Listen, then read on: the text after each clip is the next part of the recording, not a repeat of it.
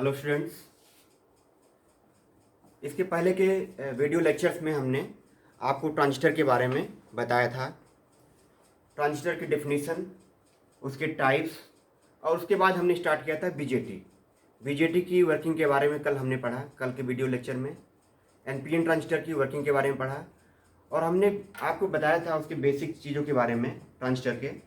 उसमें बताया था कि ट्रांजिस्टर में कुल 3 रीजन होते हैं।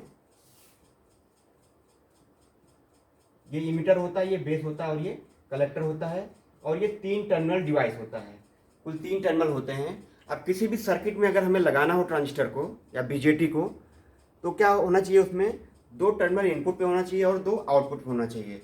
लेकिन इसमें कुल 3 टर्मिनल हैं, तो हमें 4 करने के लिए एक टर्मिनल को क्या करते हैं, हम इनपुट पे कॉमन कर देते हैं। तो इस तरीके से ये 4 टर्मिनल बन जाता है, 2 इनपुट के लिए और 2 आउटपुट के लिए।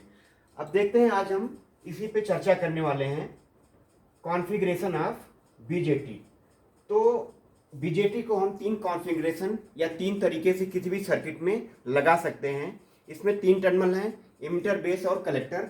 अगर बेस को इनपुट और आउटपुट दोनों पे कॉमन कर देते हैं तो ऐसा कॉन्फ़िगरेशन जो बन के आता है उसको बोलते हैं हम कॉमन बेस कॉन्फ़िगरेशन। उसका ये सर्किट डायग्राम है कॉमन बेस कॉन्फ़िगरेशन का। बेस को आउटपुट पे और इनपुट दोनों पे कॉमन कर रखा है। यहाँ पे इनपुट देंगे और यहाँ पे आउटपुट लेंगे। इसी तरीके से अगर एमीटर को इनपुट और आउटपुट दोनों पे कॉमन कर दें तो ऐसा जो कॉन्फ़िगरेशन बन के आता है उसको बोलते हैं हम कॉमन इमीटर कॉन्फ़िगरेशन। इसका ये सर्किट डायग्राम है, ये कॉमन इमीटर कॉन्फ़िगरेशन का। इमीटर को इनपुट और आउटपुट दोनों पे कॉमन कर दिया है। ये दूसरे टाइप का या दूसरे कॉन्फ़िगरेशन हो गया बीजेटी का। अब तीसरा कॉन्फ़िगरेशन होगा कलेक्टर को इनपुट और आउटपुट दोनों पे कॉमन करने पे।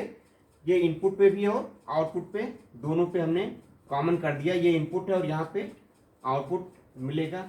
इस तरीके से जो बीजेटी है वो कुल 3 तरीके से किसी भी सर्किट में लगा सकते हैं, और इसी को हम बोलते हैं कॉन्फ़िगरेशन ऑफ ट्रांजिस्टर। तो अब इसमें देखते हैं हम करंट गेन। करंट गेन के बारे में थोड़ा सा स्टडी करते हैं। करंट गेन, अब तीनों कॉन्फ़िगरेशन में करंट गेन के बारे में देखेंगे। करंट गेन 3 पैरामीटर है इसमें, अल्फा, बीटा और गामा। तो सबसे पहला जो हमने लिया है वो कॉमन बेस कॉन्फ़िगरेशन में लिया है। तो इसमें जो करंट गेन होता है वो होता है अल्फा। तो करंट गेन इक्वल टू क्या होता है, output current upon input current. Output current upon input current.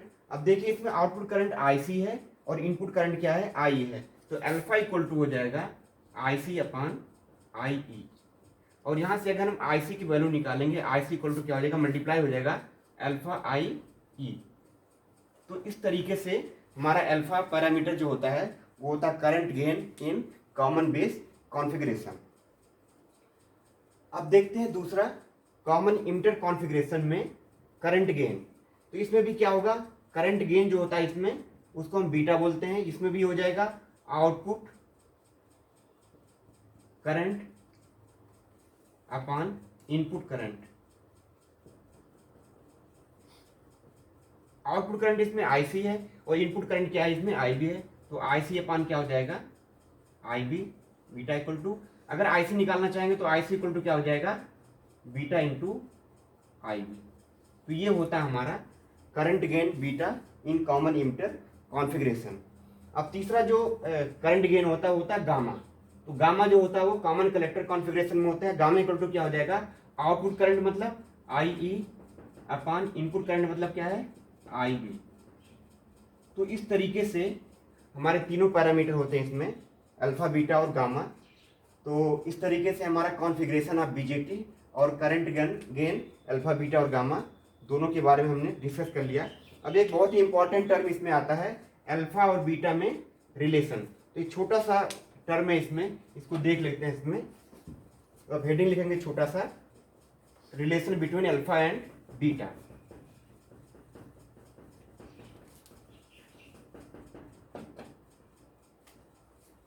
Relation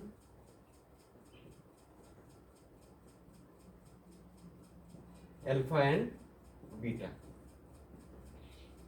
NPN transistor की वर्किंग में हमने आपको बताया था कि जो emitter current delta I E होती है वो delta I B plus delta I C के बराबर होती है।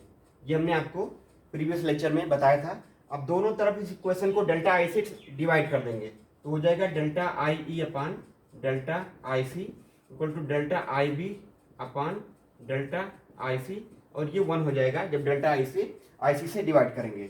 अब देखिए ध्यान से, ये अभी हमने बताया था आपको, ये होता है 1 अपान अल्फा, और ये अभी थोड़ी देर पहले पढ़ा था हमने delta I B upon delta I C equal to होगा 1 अपान बीटा प्लस 1 हो जाएगा। यहाँ से जब सॉल्व करेंगे इक्वेशन को तो बीटा इक्वल टू हो जाएगा अल्फा अपान 1 माइनस अल्फा, और अगर अल्फा इक्वल टू निकालेंगे तो अल्फा इक्वल टू आ जाएगा बीटा अपान 1 प्लस बीटा। तो इस तरीके से हमारा अल्फा और बीटा में रिलेशन होता है। तो इस लेक्चर में हमने आपको बताया configuration of BJT, current gain, alpha beta और गामा, और साथ में अल्फा और बीटा में रिलेशन। तो आज के इस लेक्चर के लिए बस इतना ही। Thank you.